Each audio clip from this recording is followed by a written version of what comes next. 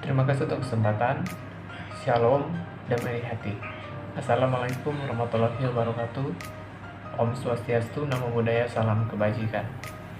Perkenalkan, nama saya Vicky Kinologot dengan NIM 201421103 dan saya adalah salah satu mahasiswa aktif di Universitas Pembangunan Indonesia Manado, Fakultas Keperawatan. Dan pada kesempatan ini saya akan menjelaskan mengenai persiapan pasien sebelum melakukan pemeriksaan diagnostik.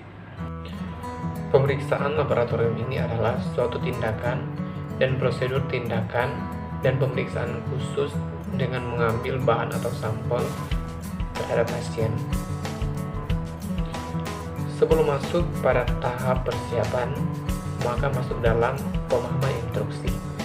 Pemahaman instruksi harus diperhatikan karena hal ini penting untuk menghindari pengulangan pemeriksaan yang tidak penting dan bisa membantu persiapan pasien sehingga tidak merugikan pasien dan menyakiti pasien, dan hal ini penting untuk menghindari tertukarnya hasil ataupun dapat membantu interpretasi hasil terutama pada pasien yang mendapat pengobatan khusus dan jangka panjang. Masuk pada persiapan. Persiapan pasien tergantung dari jenis pemeriksaan laboratorium yang akan dilakukan. Yang pertama itu sebelum pengambilan darah, pasien harus berpuasa minimal selama 10 jam sebelum pengambilan. Yang kedua yaitu posisi. Posisi berbaring kemudian berdiri mengurangi volume plasma 10%, demikian pula sebaliknya. Dan hal lain yang penting pada persiapan penderita adalah menenangkan dan memberitahu apa yang akan dikerjakan sebagai sopan santun atau etika sehingga membuat penderita atau keluarganya tidak merasa asing atau menjadi objek. 3 yaitu dilarang melakukan aktivitas berat seperti berolahraga sebelum pengambilan darah. Dan yang keempat yaitu selama berpuasa pasien tidak diperbolehkan makan atau minum terkecuali minum air putih. Dan yang kelima itu pengambilan. Umumnya bahan pemeriksaan laboratorium diambil pada bagian hari terutama pada pasien rawat inap. Kadar beberapa zat terlarut dalam urin akan menjadi lebih pekat pada pagi hari sehingga lebih mudah diperiksa bila kadarnya rendah, kecuali ada instruksi dan indikasi khusus atas perintah dokter. Selain itu juga ada pemeriksaan yang tidak melihat waktu berhubung dengan tingkat kegawatan pasien dan memerlukan penanganan segera disebut pemeriksaan sitom. Beberapa parameter hematologis seperti jumlah eosinofil dan kadar besi serum menunjukkan variasi diurnal. Hasil yang dapat dipengaruhi oleh waktu pengambilan. Kadar besi serum lebih tinggi pada pagi hari dan lebih rendah pada sore hari dengan selisih 40-100. Jumlah eosinofil akan lebih tinggi antara jam 10 pagi sampai malam hari dan lebih rendah dari tengah malam sampai pagi.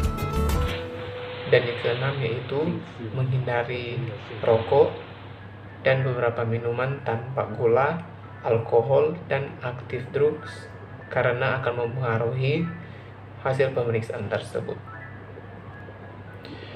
Dan pemeriksaan darah ini merupakan pemeriksaan yang menggunakan bahan atau spesimen darah, antara lain itu darah rutin, Hb atau hemoglobin untuk mendeteksi adanya penyakit anemia dan ginjal, hematokrit atau HT mengukur konsentrasi sel darah merah dalam darah, dan trombosit untuk mendeteksi adanya trombositopenia dan trombositosis. Yang kedua itu darah kimia, serum glumatik, ribonucleic transminase. Pemeriksaan SGPT digunakan untuk mendeteksi adanya kerusakan hepatoseluler. Ini berikut itu albumin.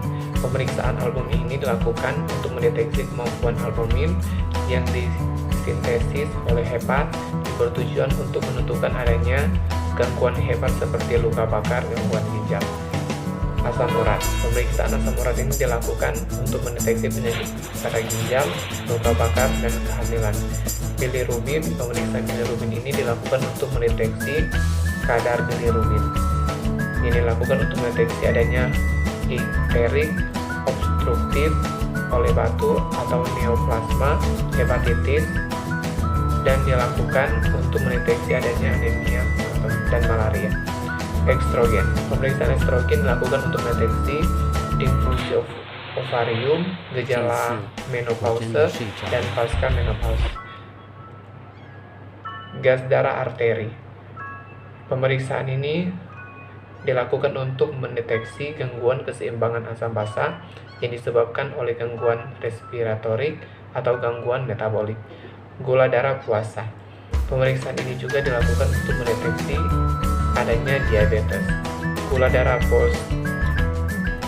postprandial ini dilakukan untuk mendeteksi adanya diabetes. Pemeriksaan dilakukan setelah makan. Gonadotropin prionik manusia atau HCG, pemeriksaan ini juga dilakukan dari pendeteksi dan kehamilan. Demikian penjelasan saya mengenai persiapan sebelum melakukan pemeriksaan diagnostik. Semoga bermanfaat dan terima kasih. Bingung mau kuliah di mana? Jangan salah memilih kampus, karena pada saat ini saya akan merekomendasikan kampus untuk Anda, khususnya bagi Anda yang lulusan SMA atau SMK sederajat. Dan pada saat ini, Universitas Pembangunan Indonesia Manado, khususnya pada Fakultas Keperawatan, telah membuka pendaftaran mahasiswa baru tahun ajaran 2021-2022. Jadi, tunggu apa lagi? Mari bergabung dengan kami di Fakultas Keperawatan Unpad Manado.